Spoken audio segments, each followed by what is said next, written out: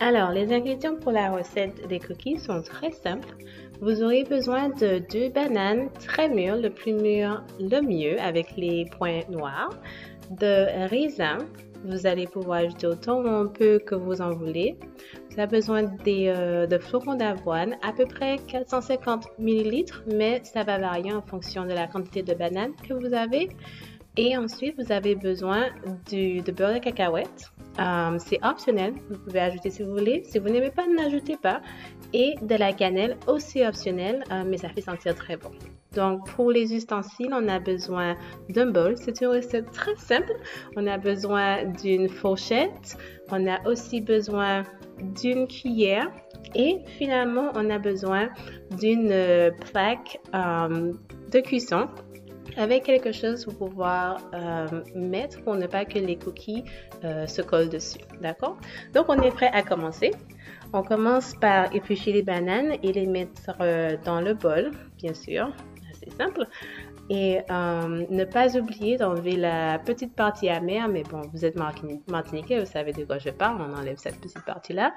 Et on va commencer par écraser les bananes. Donc, il faut écraser, écraser, écraser. Si les bananes sont très mûres, ça va pas prendre beaucoup de temps. Si elles sont pas très mûres, comme celles que j'ai là, ça va prendre un peu plus de temps, mais il faut juste les écraser pour qu'elles soient aussi molles que possible. Il y aura toujours des petits débris, mais c'est pas très grave. Donc, on veut juste au final que ce soit assez liquéfié. Donc, juste comme ça, d'accord?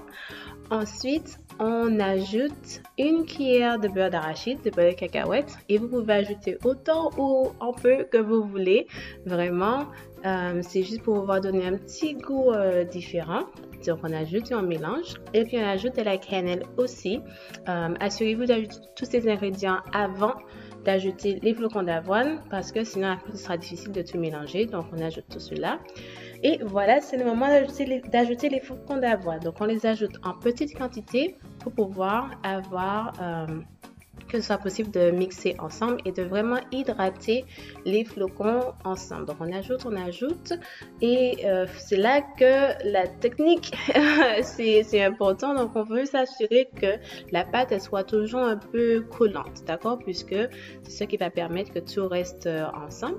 Donc, vous allez voir ici, c'est quand les choses sont sont devenues un peu bizarres parce que je me suis rendu compte que ma quantité de bananes n'était pas assez grande. Donc, j'ai tout ajouté, l'avoine et les raisins à ce moment-là, et je me suis rendu compte que la pâte elle était trop sèche. Donc ce que j'ai fait, c'est que j'ai ajouté un petit peu de compote de pommes. Donc vous pouvez ajouter de la compote de pommes ou vous pouvez ajouter un petit peu de banane écrasée encore pour que la pâte elle soit humide et que les morceaux collent entre eux.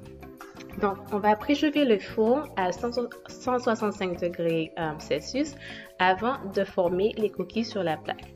Donc, comme c'est une recette qui n'a pas de levure, qui ne va pas gonfler, donc la taille et la forme des cookies, c'est ce que vous mettez sur la plaque.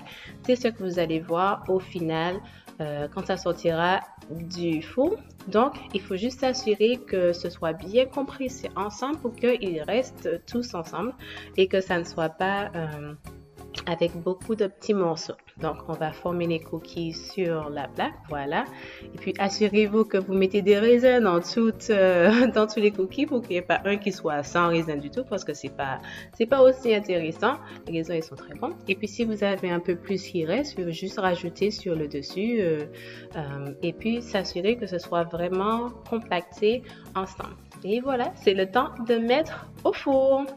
Donc, on met les cookies au four pendant 15 à 20 minutes à 165 degrés. Donc là, le four devrait être un peu chaud.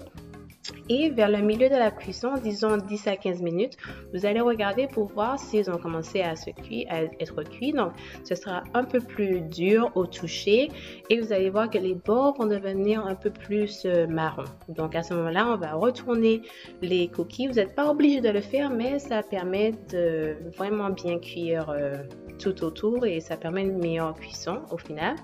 Donc, on va retourner. Là, je vais vous montrer ce qu'on cherche à voir. Donc, on veut vraiment que le bord sur le côté soit beaucoup plus marron que ce que c'était à l'origine. Et puis, vous allez pouvoir toucher et voir que c'est tous ensemble. Donc, on finit de tout retourner et on remet au four pendant 5 à 10 minutes. Si vous laissez plus longtemps, ce sera plus craquant, ce sera plus caramélisé. Si vous laissez moins longtemps, moins craquant, moins caramélisé. Donc, très facile, vous faites comme vous sentez vraiment.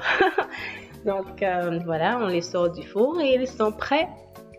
Presque prêt à manger. Donc avant de faire ça, on met sur un joli petit plat pour que ce soit joli et appétissant. Et voilà, comme ça, juste comme ça, c'est fini et c'est prêt à manger. Donc voilà, faites attention parce que si vous laissez ça dans la maison sans surveillance, je vous assure qu'ils vont partir très vite. Voilà.